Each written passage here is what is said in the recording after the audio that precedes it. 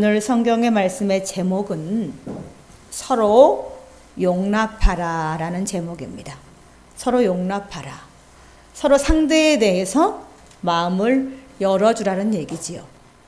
우리 몸에는 여러 지체들이 있습니다. 그 지체 중에는 팔, 다리, 눈, 코, 입, 귀, 이렇게 여러 몸속의 각종 장기들, 이렇게 여러 지체들이 있습니다.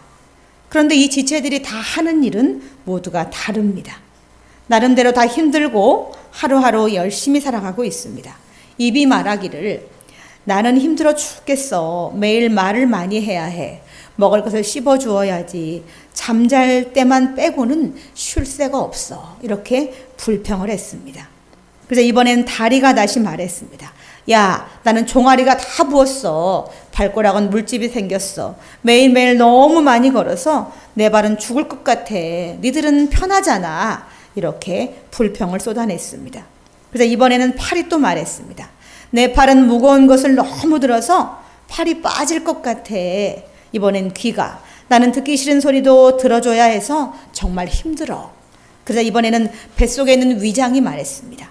나는 정말 답답해. 안에 갇혀서 아무것도 볼 수 없고 어떨 땐 너무 맵고 어떨 땐 너무 짜고 어떨 땐 너무 딱딱한 것을 부수느라고 힘이 들어 죽겠어. 이렇게 말을 했습니다. 모든 지체들이 다들 한마디씩 하는데 이때 눈이 다시 말했습니다. 난 다리가 너무 고마워. 다리는 많은 곳에 다니며 내 눈을 즐겁게 하잖아. 다리가 수고해주지 않으면 난 아무것도 볼 수 없잖아. 그래서 난 다리가 너무 고마워. 이렇게 말했습니다. 그래서 입도 한마디 했습니다. 나도 팔에게 고마워. 때론 힘들지만 맛있는 과일을 먹여주잖아. 내 입이 즐겁게 해주니 정말 고마워. 라고 마음속에 있는 생각을 감사를 표했습니다. 지체들은 처음에는 불평을 늘어놓았지만 어느새인가 그들은 서로에게 고마워, 감사해 라는 말을 하면서 서로에게 이제 긍정의 말로 아름다운 이제 인사를 하게 되었습니다. 예배소 4장 2절로 4절에는 모든 것을 겸손과 온유로 하며 오래 참음으로 사랑 가운데 서로 용납하라 라는 말씀이 있습니다. 몸에 각 지체가 있어도 그 지체들이 결국 한 몸에 붙어 있는 것이라는 거지요. 눈, 코, 입, 귀, 팔, 다리 다 내 몸 하나에 붙어 있지 이것이 다 떨어져 있는 것이 아니라는 겁니다. 그래서 각 지체들이 서로를 향해서 불평을 했지만 나중에는 서로 용납하고 사랑 가운데에 하나가 되었습니다. 이 사무엘상 31장에 보면 이 사울과 사울의 세 아들 요나단, 아비나답, 말기수아가 블레셋과의 전쟁 중에서 길보아산에서 사망하는 일이 생겼습니다. 사울과 세 아들이 다 죽고 나서 이 나라는 이제 다윗이라는 사람이 왕이 되어서 나라를 통치하게 됩니다. 이 헤브론이라는 곳에서 7년 6개월 동안 이 다윗이 남유다 왕국을 통치했습니다. 그리고 이제 사울과에서는 북이스라엘이라는 이름으로 사울의 아들이었던 이스보셋이 이제 나라를 통치하게 됩니다. 남유다 왕국에는 다윗이, 북이스라엘 왕국에는 사울의 아들이었던 이스보셋이 나라를 통치하며 두 나라가 이제 존속을 했습니다. 이 두 나라에는 훌륭한 장관이 둘이 있었어요. 남유다 왕국 다윗에게는 요압이라는 군대 장관이 있었고 이스보셋에게는 넬의 아들 아브넬이라 하는 이 군대 장관이 있었어요. 둘 다 굉장히 훌륭한 사람이어서 왕을 잘 보조하는 그런 사람들이었습니다.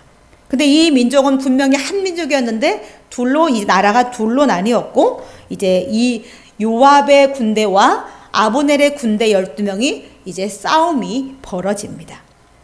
남유다 진영은 기브온에 진을 치고 이제 마주 대치하고 있을 때에 먼저 싸움을 걸어온 것은 이 북이스라엘 왕국의 이 아브넬이라고 하는 장관이었습니다. 이 북이스라엘 아브넬이 퇴진하는데 근데 이 사무엘하 2장 17절에 보면 그날의 싸움이 심히 맹렬하였다라고 나와 있습니다. 쌍방에 2명씩 이제 사람을 정해서 싸움을 했는데 맹렬해서 아마 서로 죽고 죽이고 하는 그런 이제 혈투가 벌어진 거예요. 그리고 결국 북이스라엘 진영이 실패를 이제 졌어요. 이 싸움에서. 그래서 아브넬은 이제 퇴진하게 되었습니다. 그런데 이때에 북이스라엘의 아브넬이 퇴진을 하는데 그 뒤를 요압의 막내 동생이었던 아사엘이 따라갑니다. 이 남유다 왕국의 군대 장관이었던 요압에게는 동생이 2명 있었어요. 아비새와 또 아사엘. 요압, 아비새, 아사엘 이렇게 삼형제인데 이 삼형제는 늘 같이 다녔어요. 근데 이 요압의 막내 동생이었던 이 아사엘이 이제 싸움에서 져서 퇴진하고 있는 아브넬을 따라갑니다. 이 아사엘은 성경에 보면 들러로같이 빠른 용사였다라고 말합니다. 굉장히 행동이 민첩하고 빠른 용사가 바로 아사엘이었는데 이 아사엘이 퇴진하여 도망가고 있는 아브넬을 따라가게 된 거지요. 그런데 이 아브넬은 퇴진하며 가면서 아사엘이 자기를 따라오는 것을 알았어요. 그래서 여러 번 이 아사엘은 이 따라오지 말라고 여러 번 아사엘에게 말을 하게 됩니다. 그런데 이 아사엘은 아브넬이 따라오지 말라고 하는 그 말을 무시하고 계속해서 따라가다 결국 아브넬에게 죽임을 당합니다. 아브넬이 따라오지 말라고 할 때 안 따라왔으면 좋았을 걸. 그걸 굳이 따라가서 결국에는 아브넬에게 죽임을 당하고 말아요. 이 일이 계기가 되어서 요압은 나중에 자기 동생을 죽인 이 아브넬을 죽이는 일을 합니다. 이 아브넬은 비록 북이스라엘의 군대 장관이었지만 나중에 이 다윗과 화친을 하며 다윗을 위해서 일하겠노라고 그렇게 말하게 되지요. 그래서 이 다윗은 이 북이스라엘의 장관이었던 이 아브넬을 만나서 그를 잘 대접해서 이제 평안하게 돌려보냈습니다. 근데 이 다윗의 용사였던 요압이 자기 동생을 죽인 이 아브넬이 왔다가 간다는 얘기를 듣고는 따라가서 그를 죽인 겁니다. 그런데 이 자기가 왕으로 섬겼던 이 다윗 왕이 비록 북이스라엘의 장관이었지만 이 아브넬을 이제 잘해서 평안히 보냈는데도 불구하고 자기가 섬기는 왕이 신뢰해서 보낸 아브넬을 중간에 요압이 자기 동생을 죽였다는 이유로 죽였다는 것입니다.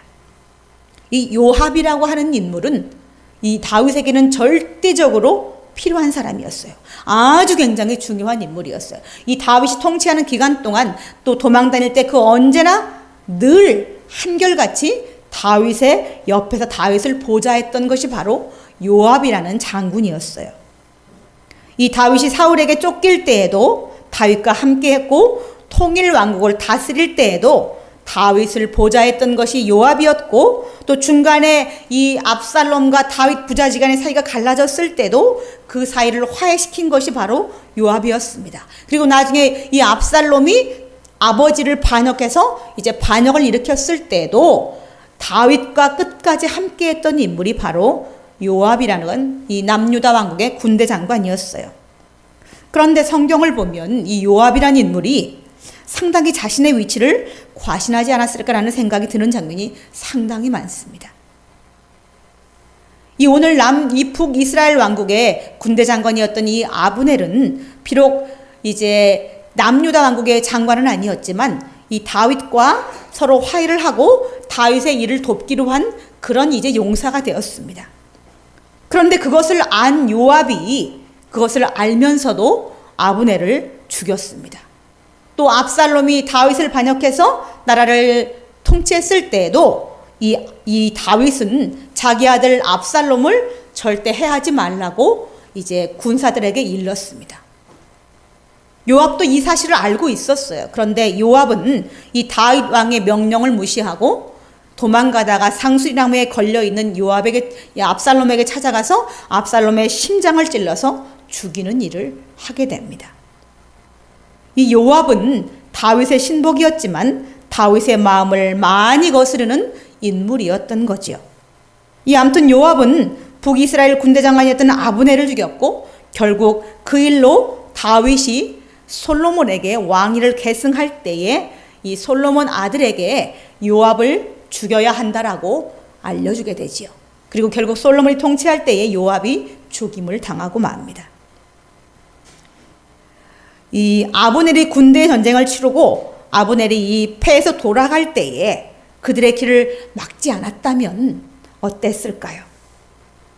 비록 두 진영이 싸움을 해서 아브넬이 졌고 아브넬이 패해서 이제 돌아갔지만 이제 돌아가는 그를 요압의 동생인 이 아사엘이 쫓아가지 않았으면 나중에 이제 이 두 나라의 관계는 어떻게 되었을까라는 그런 생각을 해봅니다. 이 북이스라엘 퇴진할 때 요압의 동생인 이 아사엘이 쫓아가지만 않았다면 아브넬은 아사엘을 죽일 이유가 없었어요. 이 아사엘을 죽이고 싶은 마음이 전혀 아브넬에게는 없었다는 겁니다. 그랬다면 이 아브넬이 아사엘을 죽이지 않았다면 요압도 아브넬을 죽일 이유가 없었던 거지요. 서로 용납하라는 말씀이 그들에게 적용되었으면 얼마나 좋았을까라는 생각이 듭니다. 이 아사엘이 전쟁에 패해 돌아가는 아브넬을 용납해 주었다면, 그를 그냥 가게 두었다면, 그랬다면 자신도 살고 나중에 아브넬도 살고 나중에 요압도 살았을 것입니다. 아브넬이 아사엘을 죽여서 또 요압은 아브넬을 죽이고 그로 인해서 다윗은 또 요압을 죽이게 되는 지금 이 살인의 형국이 계속 이어지고 있습니다. 이 서로 용납하는 것은 이처럼 쉬운 일이 아닙니다. 요압과 아비새 또 아사엘은 늘 함께 다니는 이제 삼형제였어요. 이 다윗의 진영에 있는 그들은 하나님이 다윗과 함께 하심으로 늘 승리를 거둡니다. 이렇게 생각을 하지 않고 그들이 있으므로 다윗의 이 용사들이 늘 승리한다라고 생각을 했습니다. 역대상 18장에 보면 이 다윗이 어디로 가든지 이기게 하시니라라는 말씀이 2번이나 언급이 되어 있어요. 그런데 이 요압의 삼형제는 그런 사실을 혹시 자기들이 남유다 왕국에 있었기 때문에 늘 승리한다라고 생각했는지도 모르겠습니다. 이 삼형제가 분명히 훌륭한 용사인 것은 확실합니다. 이 자신의 목숨을 내놓고 다윗을 지켜낸 인물들이었기 때문이지요. 이 사무엘하 23장에 보면 이 예루살렘의 안에 베들레헴이라는 곳이 있었는데 이곳이 블레셋에게 넘어가고 말았습니다. 그래서 어느 날 다윗은 그 넘어간 블레셋 장악하고 있는 베들레헴을 향해서 혼자 넋두리를 하게 돼요. 베들레헴 성문 곁 우물물을 누가 내게 떠와서 먹게 할꼬라는 혼자 넋두리를 하는 얘기를 요압의 바로 밑에 동생이었던 아비새가 듣게 돼요.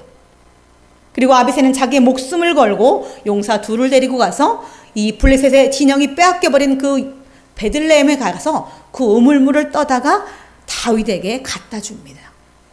이 다윗은 이 얘기를 듣고 크게 감동했습니다. 자신들의 목숨을 걸고 이 적군에게 이제 장악당한 그 베들레헴에 들어가서 자신을 위해서 물을 떠온 이 아비새와 두 용사에 대해서 정말 크게 감동을 하게 돼요. 그리고 그들의 목숨값으로 떠온 그 물을 감히 먹지 못하고 여호와의 전에 부어드렸습니다.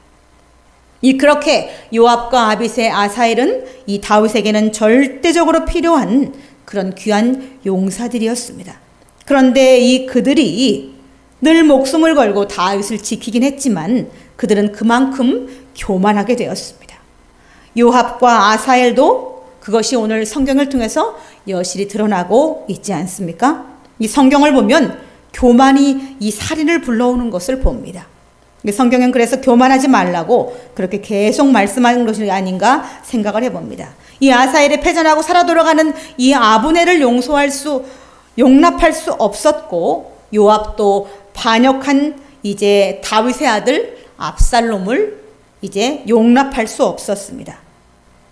다윗도 계속해서 자신을 거역하는 요압을 용납할 수 없었죠. 결국에는 예수님 당시의 유대의 종교 지도자들도 예수님을 용납할 수 없었기 때문에 예수님을 십자가에 못 박아 죽이고 말았습니다. 이 모든 일의 근거에는 바로 교만이라는 것이 자리하고 있다라는 거지요. 이 부모가 자식을 위해서 자신을 희생하듯이 또 부모들이 자식을 위해서 모진 고난과 어려움을 인내하며 아이들을 온유함으로 잘 키우듯이 우리가 서로에게 부모의 그 인내를 기억하며 하나님께 감사할 수 있어야 하겠습니다. 오래 참아주신 우리 하나님처럼 미워하는 사람을 오래 참아주고 그를 사랑하기까지 기다려주는 마음, 이것은 하나님이 우리에게 원하시는 그런 마음입니다. 우리 하나님은 우리에게 서로 용납하라고 말씀하십니다. 용납은 겸손과 온유로 참아주는 것입니다. 이 용납은 오래 참음과 사랑으로 기다려주는 것입니다. 이 용납은 나를 내어주는 것입니다. 우리 영상을 잠깐 보면서 이제 말씀을 전할까 합니다. 영상을 틀어주십시오.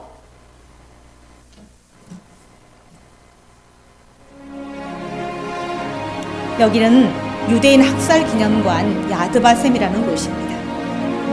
이 독일군에 의해서 희생된 600만의 유대인들을 추모하는 기념관입니다. 이 10여만 평의 규모의 추모탑, 전시관, 역사관, 그리고 어린이 희생자들을 추모하는 별관이 따로 있다고 합니다. 특히나 이 희생된 어린이를 추모하는 이 별관은 줄을 잡고 가야 할 만큼 캄캄한 실내에 희생자의 이름이 반복해서 방송이 되고 천정에서 바닥까지 어린이의 희생을 상징하는 수많은 촛불이 빛나고 있다고 합니다. 예루살렘 야드바셈 박물관 뜰에는 겁에 질려서 있는 사랑하는 제자들을 끌어안고 있는 조각상이 하나 있습니다. 바로 저겁니다. 코르자크 선생님과 유대인 아이들이라고 하는 이 조각상입니다. 이 조각상에는 아주 슬픈 사연이 담겨 있습니다. 이 폴란드의 어느 작은 마을에 초등학교에 어느 날 독일군이 쳐들어왔습니다. 독일군들은 들어오자마자 유대인 아이들만 골라서 끌어내기 시작했습니다. 이때 코르자크 선생님은 이 끌려나가는 아이들을 두 팔로 꼭 안아주었습니다. 선생님은 아무리도 없는 아이들을 막 잡아가는 그들에게 대항했지만 아무 소용이 없었습니다. 트럭 한 대에 이 유대인 아이들이 이제 실리기 시작했습니다. 트럭 한 대가 운동장으로 들어오자 아이들은 선생님의 팔에 더욱 매달렸습니다. 코르자크 선생님은 무서워할 것 없단다. 하나님께 기도를 드린다면 마음이 한결 편안해질 것이다. 이렇게 아이들을 위로하면서 아이들 곁에 계속 같이 있었습니다. 이 독일군들은 이 코르자크 선생님을 떼어놓으려고 무단히 노력했지만 아이들과 코르자크 선생님은 떼어놓을 수가 없었던 겁니다. 이 군인들이 코르자크 선생님을 막아설 때에 이 코르자크 선생님은 가만두시오. 나도 함께 이 아이들과 같이 가겠소. 이렇게 말합니다. 그리고 자 함께 가자. 선생님과 함께 가면 무섭지 않을 거야. 이렇게 말하자 아이들은 내 선생님 하나도 무섭지 않아요. 라고 하면서 이 트럭에 타서 그들은 어디론가 이동하게 되었습니다. 이 광경을 본 이 독일군 이 병사들은 계속해서 코르자크 선생님을 끌어내려고 했지만 그것이 안 되자 이제 독일군 병사들은 이 아이들과 이 코르자크 선생님을 한 차에 실어서 끌고 이제 아우슈비츠 수용소 안으로 들어갔습니다. 이 악명 높은 독일의 아우슈비츠 수용소 안에는 트레물령카라는 가스실이 있었어요. 그 가스실 앞에 이 트럭은 세워졌고 결국 아이들은 한 명, 두 명 이 트럭에서 내렸습니다. 그리고 이 가스실 앞에 섰을 때에 이 코르자크 선생님은 아이들의 손을 꼭 잡고 그 가스실 안으로 들어갔습니다. 자기 혼자 들어갈 수 없어서 아이들의 손을 잡고 들어갔습니다. 그래서 결국 그 아이들과 선생님이 다 죽었어요. 그래서 조각상을 한번 다시 한번 보여주세요. 한번 그거를 보면 조각상이 거기에 아이들이 겁에 질린 모습이 그대로 드러나 있습니다. 한번 다시 보세요. 이거 보세요. 여기 보면 애들이요 겁에 질려 있잖아요. 선생님도 지금 아이들이 다 죽을 상황이었기 때문에 겁에 질려서 다들 이렇게 아이들을 손을 잡고 선생님이 가스실 안으로 먼저 들어가기 시작한 거예요. 왜냐면 아이들을 들여보낼 수 없었기 때문에 자기가 사랑하는 그 제자들을 데리고 가스실 안으로 들어가는 거예요. 그래서 저 아이들이 지금 표정이 보면 곧 죽을 아이들이기 때문에 저기 표정이 어둡잖아요. 근데 선생님이 아이들만 보내지 않고 자신이 그 아이들을 데리고 들어갔다는 거예요. 그래서 유대인 학살 기념관 그 입구에는 저 조각상이 저렇게 있는 거예요. 실제 그 폴란드인이었던 선생님은 죽지 않아도 되는 사람이었습니다. 그런데 이 아이들을 혼자 보낼 수 없어서 자신을 내어주었던 거예요. 자신의 목숨을 기꺼이 내어주어서 가스실 안으로 아이들을 데리고 끝까지 아이들과 함께 해주었던 거죠. 그래서 이 서로를 용납한다는 것은 결국 나를 내어주는 것입니다. 이 코르자크 선생님이 자신을 내어주어 이 아이들을 보듬어 준 것처럼 오늘 말씀은 그리스도 안에서 모두가 한 형제임의 아쉬움을 담고 있습니다. 이 서로 용납하라는 말씀은 이 하나님의 명령이시기도 합니다. 분열과 다툼이 많은 현대에도 이 말씀이 적용되길 소망합니다. 요한복음 13장 34절에 보면 서로 사랑하라, 내가 너희를 사랑한 것 같이 너희도 서로 사랑하라라고 예수님이 말씀을 남기셨습니다. 이 사도 바울은 빌레몬에게 자신의 것을 가지고 도망갔던 오네시모라는 노예를 용납해 주기를 원했습니다.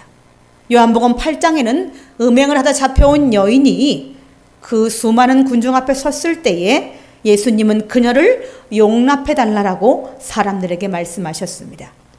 예수님은 땅에다 뭐라 쓰셨다고 내용이 이 두 번이나 성경에 보면 예수님이 두 번이나 땅에다 뭐라고 쓰셨다는 내용이 나오는데 사람들이 그것에 대해서 수많은 분분한 설들이 있습니다. 과연 예수님이 땅에다 뭐라고 썼을까?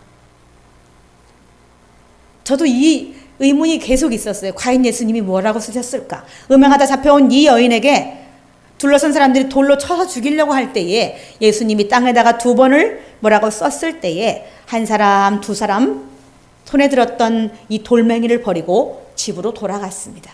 과연 뭐라고 쓰셨을까? 저는 곰곰이 생각해 보면 아마도 예수님 주위에 서 있던 돌을 가진 사람들의 자기들만 아는 그런 추악한 일들을 땅에 쓰시지 않을까 싶습니다. 그래서 그것을 알고 깜짝 놀라서 자기가 들고 있던 돌을 버리고 한 사람, 두 사람 돌아간 것이 아닌가라는 생각이 듭니다. 어쨌든 이 요한복음 8장에 나오는 돌을 들고 죽이려고 했던 사람들도 억지지만 억지로라도 이 여인을 용납하고 돌아갔습니다. 결국 예수님도 그 여인에게 정죄하지 않으셨습니다. 그 여인이 비록 추한 이 죄를 저지른 이 가늠한 여인이었지만 그 여인에게 한마디도 정죄하지 않으셨습니다. 그리고 그 여인에게 다시는 죄를 짓지 말라라고 말씀하시고 그 여인을 돌려보냈습니다. 열왕기 하 6장에 8절로 23절을 보면 이 엘리야의 성령의 역사를 2배나 받은 엘리사라고 하는 인물이 대해서 나옵니다. 엘리사는 어느 날 도단성에 있었는데 이 도단성을 아람 군대가 와서 에워싸는 일이 있었어요. 이 아람이 아무리 계획을 세워도 늘 이스라엘을 칠 때 실패를 했어요. 그래서 이 아람의 왕은 원인을 알아보니 북이스라엘에는 이 엘리사라고 하는 선지자가 있어서 그렇습니다 라는 얘기를 듣게 돼요. 그리고 엘리사를 죽여야 되겠다는 마음을 먹고 엘리사가 도단성에 있을 때에 아람의 군대를 끌고 가서 이 도단성을 에워쌉니다. 근데 이 엘리사는 자신을 죽이기 위해서 에워싼 이 용사들의 눈을 어둡게 하고 그들을 이 북이스라엘의 수도였던 사마리아로 이끌고 갑니다. 그리고 왕에게 그들에게 떡과 물을 주어 먹여서 돌려보내라는 말을 하게 되지요. 그래서 처음에는 왕은 그들을 죽일까 생각을 했었어요. 그런데 엘리사가 그들에게 떡과 물을 주어 먹이고 돌려보내라고 말했기 때문에 왕은 이제 그들에게 이제 좋은 진미를 베풀어서 마음껏 먹이게끔 배불리 먹였습니다. 그리고 그들을 그냥 놓아 보냈습니다. 그리하여 그 왕이 재임 기간 동안은 다시는 아람 군대가 이스라엘 땅에 들어오지 아니하였다라고 성경은 기록하고 있습니다. 비록 적군이었지만 이제 이 엘리사는 자신을 치러온 이 군대에게 은혜를 베풀어서 돌려보냈습니다. 엘리야의 2배의 능력을 가졌던 이 엘리사는 그 아람 군대를 물리칠 수 있었어요. 왜 그러냐면 이 불말과 불병거가 아람 군대를 싸우고 있었기 때문에 능히 하나님께서 그들을 진멸할 수 있었어요. 그런데 엘리사는 그렇게 하지 않고 그들을 피로써 진멸하지 않고 오히려 굶주리고 지친 그들에게 이스라엘 수도였던 사마리아로 데려가서 왕이 먹는 진미를 먹여서 보냈다는 겁니다. 이 충분히 능력이 있는데 또 하나님이 엘리사에게 이 엘리야의 2배의 능력을 주셨는데도 불구하고 이 엘리사는 그들을 용납하고 돌려보냈다는 겁니다. 이 능력이 안 되는 사람이 힘이 없어서 남을 용납하는 것은 진짜 용납이 아닙니다. 이 진정한 용납은 내가 힘이 있을 때 하는 것이 진정한 용납이죠. 이 빌레몬은 오네시모를 징계할 수 있는 힘이 있었어요.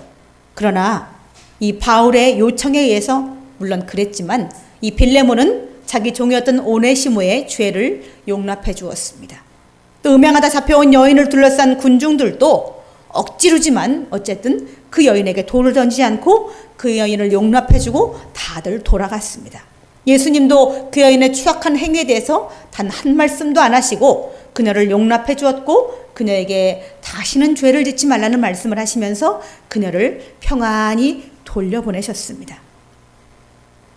모두가 힘이 있을 때에 용납했다는 것입니다. 빌레몬도 힘이 있을 때 용납을 했고 예수님도 엘리사도 다들 힘이 있을 때에 상대방을 용납했다는 거지요. 이 엘리사가 자신을 치러 온 군대에게 극진히 먹이고 그들을 돌려보낸 후에 이 아람 군대는 변화가 생겼습니다. 한번 생각을 해보십시오. 자신을 치러 왔던 사람들을 극진히 먹여서 잘 돌려보냈으니 돌아가는 아람 군대가 자기들은 이 엘리사를 죽이려고 왔는데 그들을 극진히 섬겨서 보냈으니 돌아가는 아람 군대에게 어떤 마음이 들었을까? 한번 생각해보면 알 수 있는 거죠. 이 서로 족구 죽이는 사륙이 멈추지 않았던 이 이스라엘 땅에 엘리사가 베풀어준 그 생명을 소중히 여기는 마음이 아람 군대 군사들의 마음을 변화가 오게끔 만들었던 거죠. 이 맨 처음에 북이스라엘의 아브넬의 진영과 또 요압의 진영이 이제 싸움을 할 때에 이 퇴진을 하는 북군을 그냥 가게 두었다면 요압과 아브넬은 아마 분명히 귀한 동역자가 되었을 것입니다. 왜냐하면 뒤에 보면 분명히 아까 제가 말씀드렸지만 이 아브넬은 북이스라엘의 장관이었지만 나중에 다윗의 용사가 됩니다. 요압은 원래 다윗의 용사였지만 아브넬은 상대의 북이스라엘 용사였지만 그가 다윗에게 오면서 두 사람이 같이 협력해서 다윗을 보좌할 수 있는 그런 위치가 될 수 있었어요. 그런데 이 아사엘이라고 하는 남동생이 아브넬에 의해서 죽임을 당하면서 꼬이면서 사륙이 계속해서 벌어졌던 거지요. 이 사무엘하 2장 22절에 보면 이 아브넬이 아사엘에게 하는 얘기가 나옵니다. 아브넬이 다시 아사엘에게 이르되 너는 나 쫓기를 그치라. 내가 너를 쳐서 땅에 엎드러지게 할 까닭이 무엇이냐.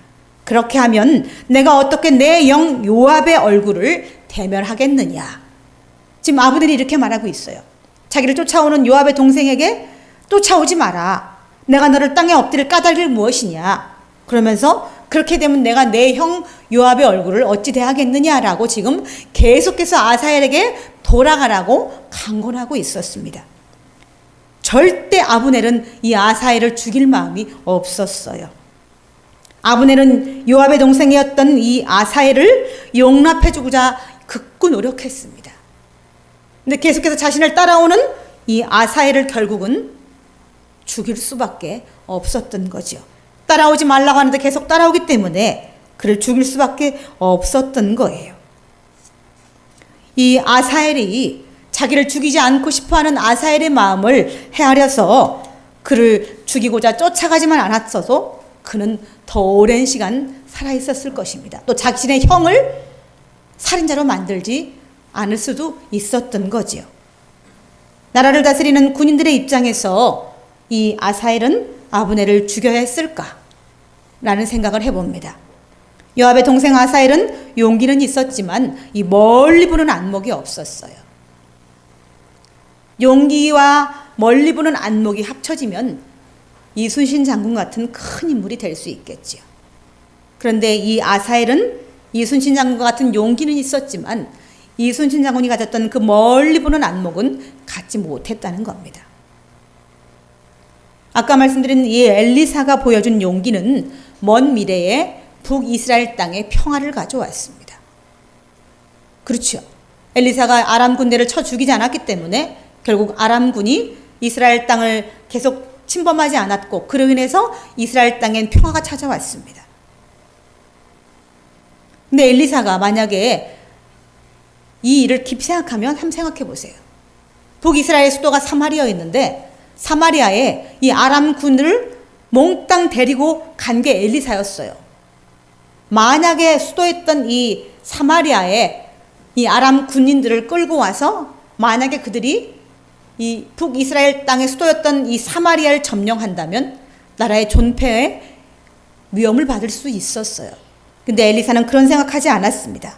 그냥 그들을 이 사마리아로 데려가서 그들을 배불리 먹여서 그들을 웃으면서 돌아가게 했습니다. 적진에서 배불리 대접을 받고 떠나는 그들의 마음속에는 어떤 생각이 들었을까? 엘리사가 얼마나 고마웠을까? 또 자신들에게 진미를 베풀어준 북이스라엘의 왕이 얼마나 고마웠을까?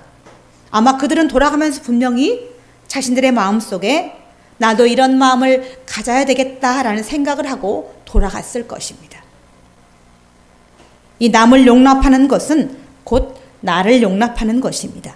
이 엘리사가 아람의 군인들의 목숨을 귀하게 여겼기에 아람의 군대도 북이스라엘에 침범하지 않았던 것처럼 남을 용납하면 그 용납이 결국 나에게 돌아옵니다. 우리는 용납이라는 말을 하기에 너무 많은 허물을 가지고 있습니다. 저도 이런 말씀을 드리지만 부끄럽기 그지없지요. 오늘 우리는 서로 참아주고 또 기다려주고 나를 내어주고 나를 용납함과 같이 남을 용납하여 그리스도의 사랑을 이루는 그런 권속들이 다 되시기를 예수님의 이름으로 축원을 드립니다. 다 같이 기도하시겠습니다. 하나님 아버지, 하나님의 은혜를 참으로 감사합니다. 하나님 아버지, 오늘도 이제 서로 용납하라는 말씀을 가지고 하나님 성경의 말씀을 전했습니다. 오늘 요압의 진영에 군사들과 또 북이스라엘의 아브넬과 함께했던 용사들이 싸움을 한 후에 그들의 뒷모습을 보면서 하나님 우리가 많은 것을 생각하게 하여 주옵시며 아브넬이 아사엘을 용납해 주려 했던 것처럼 아사엘에게도 아브넬을 용납하는 마음이 있었으면 얼마나 좋았을까 하는 아쉬움을 남기며 우리도 그런 용납하는 마음을 가질 수 있도록 우리에게 더 크고 넓은 마음을 허락하여 주옵소서. 감사를 드리며 예수님의 이름으로 기도드리옵나이다. 아멘.